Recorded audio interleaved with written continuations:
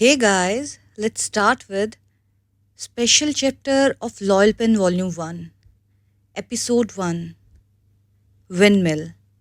This chapter is POV of Pelantita. In the waning hours of that afternoon, I found myself gazing at the somber, ashen plum rising from the crematorium chimney, my tears falling silently amidst the tumultuous commotion, where numerous unfamiliar faces moved about. All I could sense was the reassuring embrace of my aunt, enveloping me in warmth. I only recognized that I am not fighting alone, for my auntie, my father's youngest sister, volunteered wholeheartedly to adopt me, who was orphaned without the slightest hesitation. But in fact, the emptiness caused by the loss of important things without standstill is so empty that no one can fill. The moment I entered Saftarat's embrace, I couldn't help but feel like an outsider. Despite the king's words of welcome, I couldn't shake the sensation of residing in a stranger's house. My auntie graciously provided me with a generously appointed, beautifully decorated private bedroom. She also granted me the chance to attend a renowned high school in the Palace district, along with her loving care, guidance in essential skills, and instruction in proper etiquette, befitting a well mannered young lady. Auntie's generosity has been truly remarkable, and I wholeheartedly embrace every aspect of it with joy. Yet, that hollowness is still nailed inside my mind as if it were a part of me. I have always lived with such idleness until one day I met my youngest aunt, who had never had a chance to meet each other before, Princess Anilafet Saftarat. For quite some time, I had heard about the king's youngest daughter, known for her immense affection and enduring nature. I could only listen with curiosity. Nevertheless, in noble circles, sons have consistently been given precedence over daughters, and then all doubts were easily solved on the day I had the opportunity to meet Princess Anil in person at the waterfront pavilion of the Bua Palace.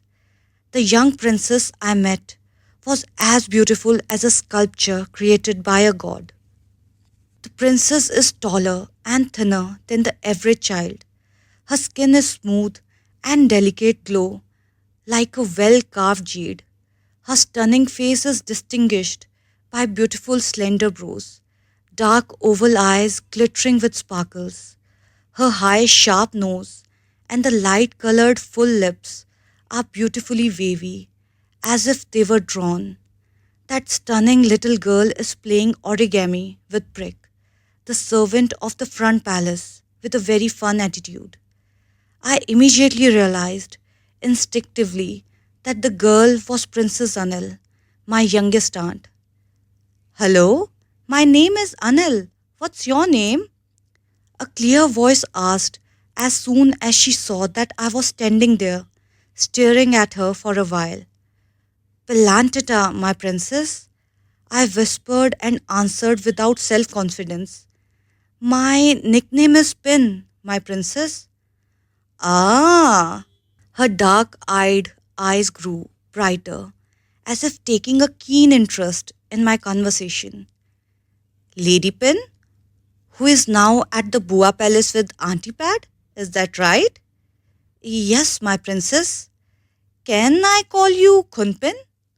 Princess Anil smiled until a deep dimple mark appeared on both cheeks, looking adorable. Fine, you can call me anything. I kept my head down, looking at my toes. How old are you? 13. I'm 12. Her once beautiful countenance now appeared disheveled.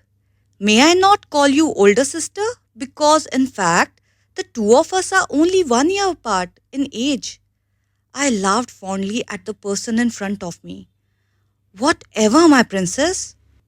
Then I'll just call you Kunpin, as usual. The faint smile on her face radiated such brilliance that it felt as though a second sun had just risen before my very eyes.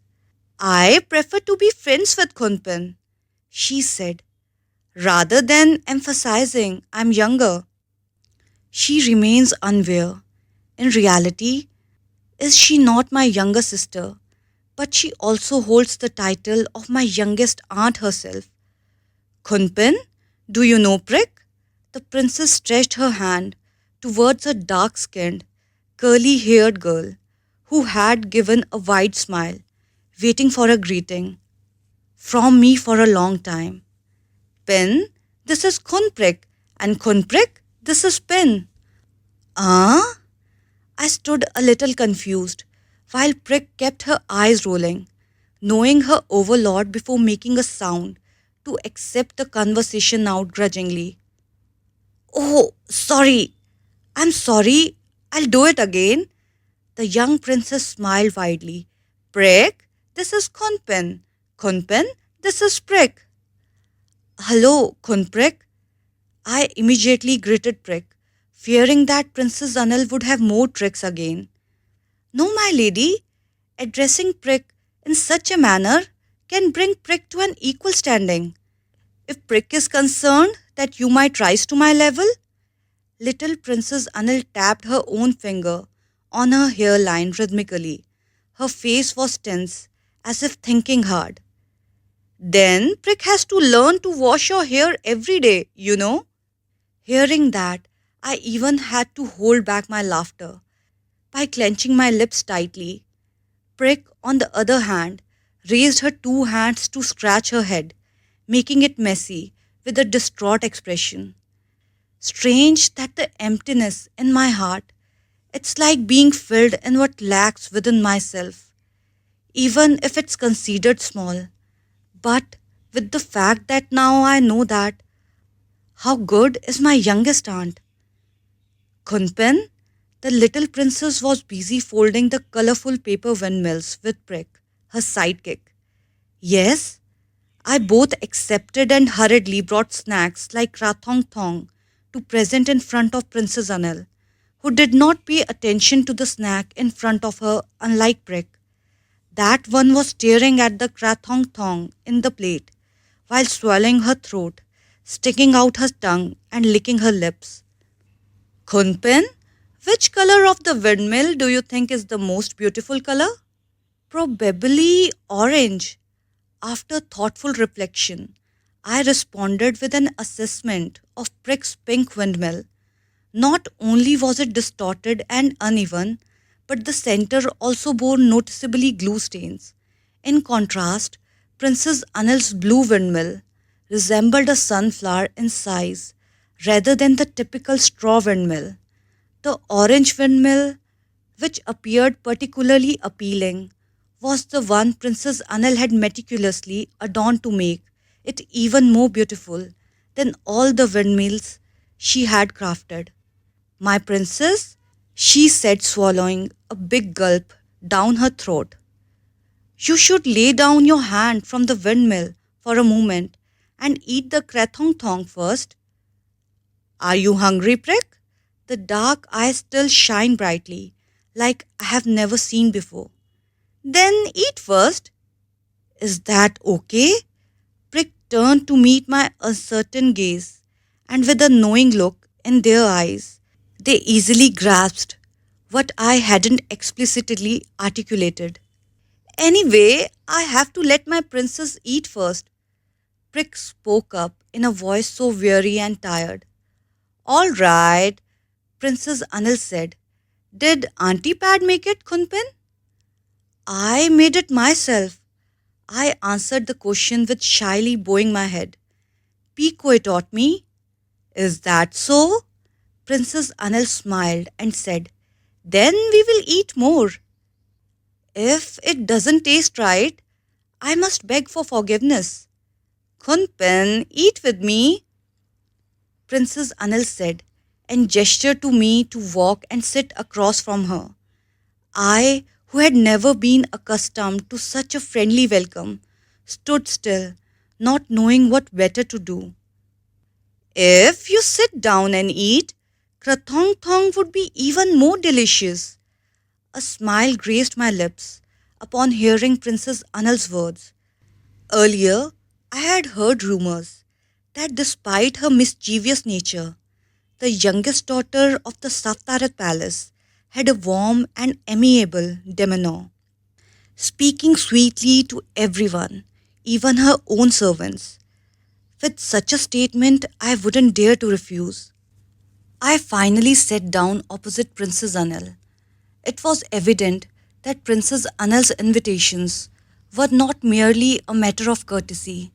At that moment, she took several krathong thong for me and Prick, each with a very generous attitude. I smiled and discreetly savoured my own krathong thong. Prick, on the other hand, seemed to be devouring hers with gusto, taking large bites one after another. I couldn't help but raise my index finger in an attempt to signal her to slow down, especially since we were right in front of Princess Anil. Eat slowly, Prick.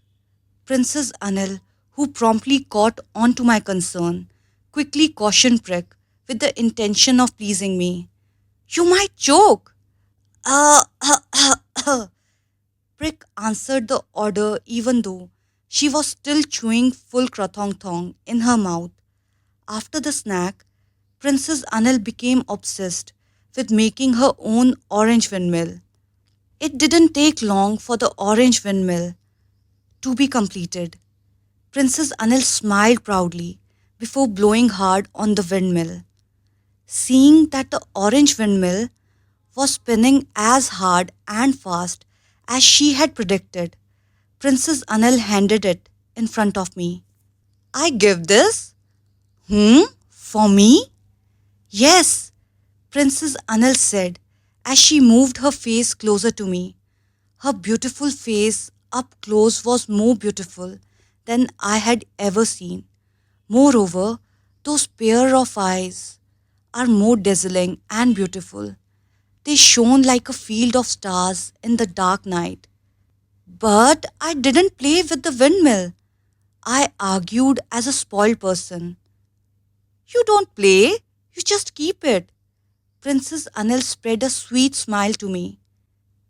Just keep it, and I'll be so happy. If you accept my windmill, you're willing to be my friend, Princess Anil said, while holding the windmill high for me, making me have to look up. The bright orange color of the colored paper is folded in a circle in the center that looks like a swirling flower. The contrast with the bright blue of the colorless sky looks beautiful, like a simple painting of a happy painter. Thank you, Your Highness. I extended my hand toward that orange paper windmill, experiencing a rage of emotions I had never anticipated. If I ask Kunpin for something, are you able to give it to me? Princess Anil's eyes gleamed so brightly that I refrained from speaking any unnecessary words. If I can do it, I will do it. I raised my eyes and looked at the smiling face of the person in front of me fondly. That's good. Princess Anil smiled at the corner of her lips. Why is it so good? It's good that I believe Kunpin can do it, as my only request is for Kunpin not to use royal vocabulary when you speak to me when we are alone. That's enough. How's that? I don't understand. I want you to have a conversation with me like a friend. No complicated royal vocabulary. Princess Anil is talking about friends. A friend I never had. Why? Because friends don't use royal vocabulary. And now Kunpin is my best friend. I couldn't help but voice my frustration when I noticed the newly acquired injury on Anil's previously pristine knee, now a vivid shade of red. Why does Anil continue to be so mischievous? How many times have I cautioned you against climbing trees? Last time, Kunpin forbade me to climb the Rechpruk tree. I obeyed every word. I am referring to all the tall trees, not just the Rechpruk trees, I remarked with a pensive frown upon hearing Princess Anil's explanation. Don't try to assert that this time your fall from the tropical almond tree wasn't your fault, Anil. Is that so? Anil chuckled and inquired.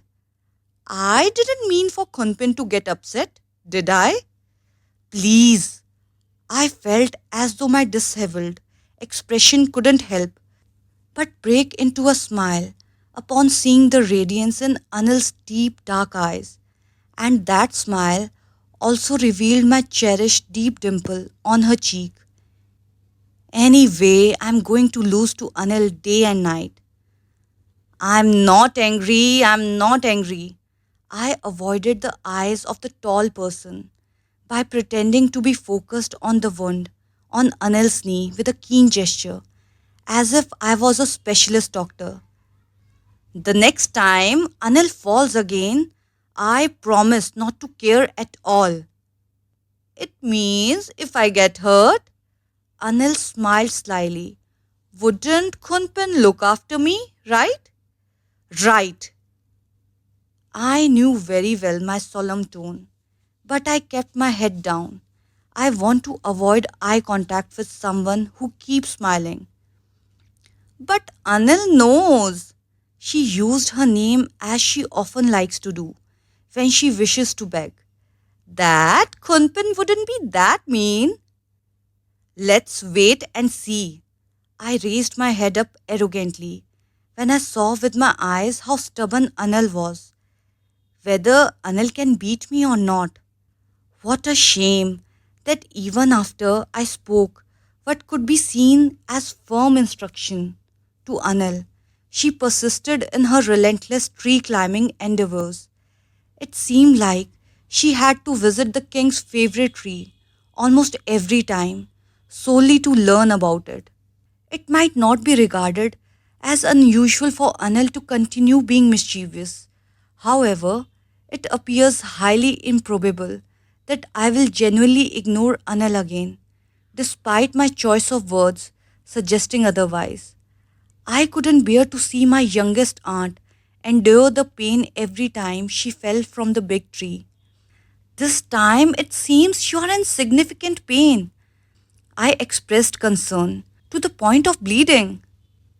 I asked when I knew Princess Anil had fallen from a large tree that was blooming beautifully at the Bua Palace. Because the bungar flower is so beautiful, Princess Anil said with a cute smile. So I wanted to climb to pick a big branch of flowers as a gift for Kunpin. Why do you have to give me a gift? Anil moves her face closer before answering in a clear voice. Should I have a reason? Yes. Anil just feels that Kunpin suits pink and purple. The dark eyes shimmer. Don't you like flowers? I heard you said this evening that you would like to have a non-fallen Bengal flower to have in a vase. I raised an eyebrow high when I heard Anil's innocent words and looked at the huge bouquet of flowers filled with pinkish purple flowers and dimly white. If it what causes Anil to get hurt, I don't like it.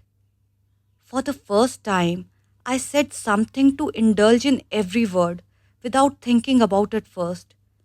The next thing I knew, I saw Anil's pure face glowing red, and my face was burning hot for no reason.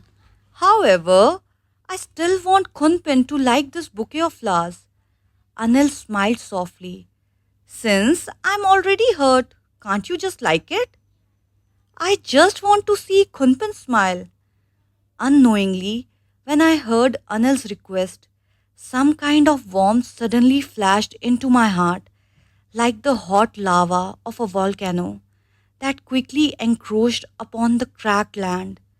Excluding my aunt, Anil was the first person to genuinely care about me in a way I had never anticipated. Then this Bangar bouquet will be considered an exception. I smiled softly at the person in front of me.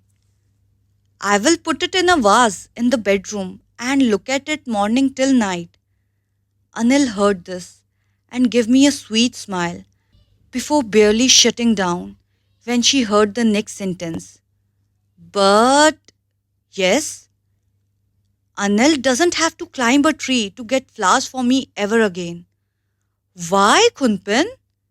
The little girl tilted her neck and pretended to be curious, forcing me to say the next sentence again. Because I don't want Anil to get hurt anymore. I'm worried. That's it for this chapter, guys, and I see you soon with new special chapter of Loyalpin Volume 1. If you enjoyed this video, don't forget to hit the like button and subscribe to our channel. It really helps support the channel and keep me motivated. Thank you.